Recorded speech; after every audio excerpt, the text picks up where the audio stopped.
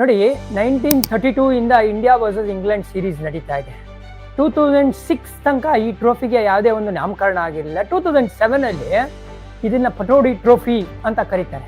England ಅಲ್ಲಿ ಯಾವಾಗ India ಆಡ್ತಾರಲ್ಲ ಆ ಟೆಸ್ಟ್ ಸೀರೀಸ್, ಯಾರಿದು ಪಟೋಡಿ ಅಂತ ಹೇಳಿದ್ರೆ ಇಫ್ತಿಕಾರ್ ಅಲಿ ಖಾನ್ ಪಟೋಡಿ ಅಂತ ಹೇಳಿ, ಇವರು ನವಾಬ್ ಆಫ್ ಪಟೋಡಿ ಅಂತ ಹೇಳ್ತೀವಲ್ಲ, ಅವರು ಇಂಗ್ಲೆಂಡ್ಗೂ 3 ಟೆಸ್ಟ್ ಆಡಿದ್ದಾರೆ, ಇಂಡಿಯಾಗೂ 3 ಟೆಸ್ಟ್ ಆಡಿದ್ದಾರೆ. ಸೊ ಕಾಮನ್ ಫ್ಯಾಕ್ಟರ್ ಇವರೇ, ಯುಎಸ್ ಇಡೋಣ ಅಂತ ಹೇಳಿ ಆ ಒಂದು ಟ್ರೋಫಿಗೆ ಕಾಳಗ ನಡೀತಾ ಇತ್ತು. 2007 ಅಲ್ಲಿ ನಾಮಕರಣ ಆಗಿದ್ದು. 2007 ಅಲ್ಲೇ ಟೀಮ್ ಇಂಡಿಯಾ ಇನ್ಫ್ಯಾಕ್ಟ್ ಗೆಲ್ಲುತ್ತೆ under Rahul Dravid captaincy 1-0 3 test ಸೀರೀಸ್ನ.